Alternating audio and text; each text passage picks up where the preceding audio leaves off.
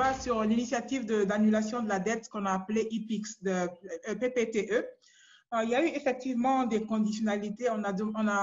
Les pays ont été admis à l'initiative sur la condition que les ressources seraient utilisées pour des dépenses sociales, pour l'amélioration du progrès social. Donc, c'est possible d'envisager, mais pas vraiment dans le court terme. De ce qu'on entend, c'est que les processus d'annulation de dette peuvent prendre jusqu'à 5 ans pour être ficelés, alors que la réponse à COVID, pour le moment, appelle d'élargir la marge budgétaire. Donc, c'est des choses qui peuvent être envisagées, mais à long terme.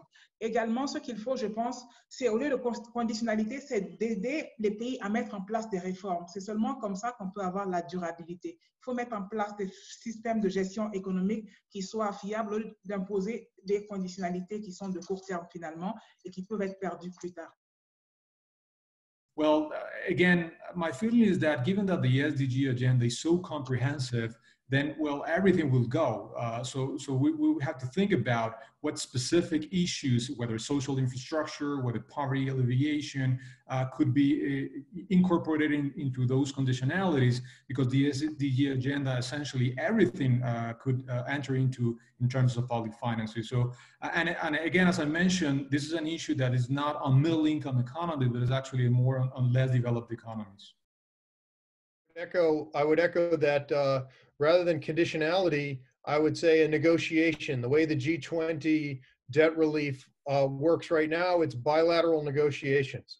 So that's sort of good, because we were never going to get a global agreement on what the constitution of conditionality would be for SDGs and debt relief, which is probably pretty good, because we wouldn't be able to agree, and it would be one size fits all, and it wouldn't be country specific.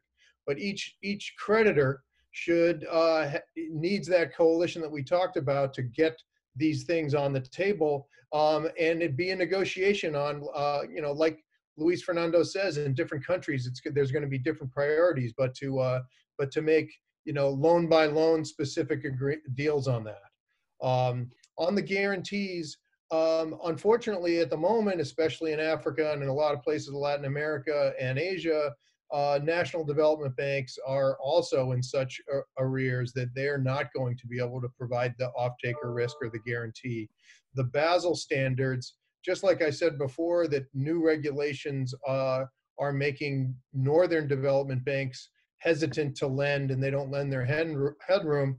They're also very hesitant to do guarantees because of the new Basel standards, because they have to book it as a loan. But if your real goal is mobilizing sustainable finance, it shouldn't matter whether or not it's a guarantee or a loan, especially if the guarantee is the biggest binding constraint to a particular project. La dette, il y a une opportunité réelle que les marchés financiers, y compris les fonds privés, acceptent d'avoir une discussion sérieuse sur l'annulation, ou en tout cas sur la restructuration de la dette.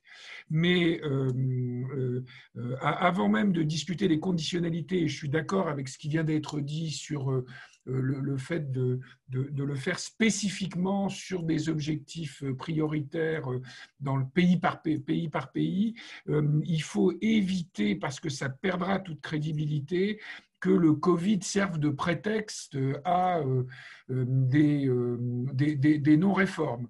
Les propositions initiales que l'Argentine a faites pour la restructuration de sa dette ne me paraissent pas aller dans le bon sens d'une discussion sérieuse.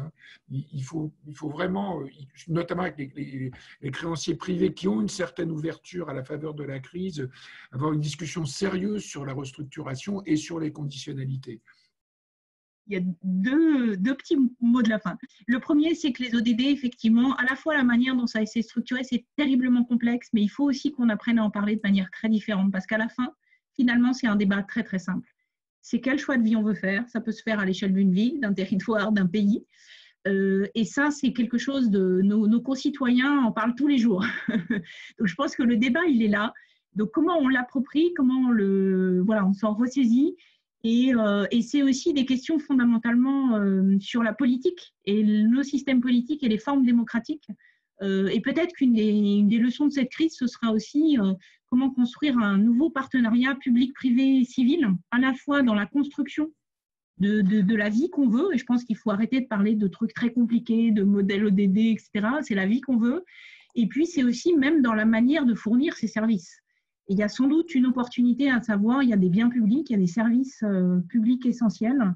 Et il y a la société civile aussi qui peut être partie prenante aussi de la réponse.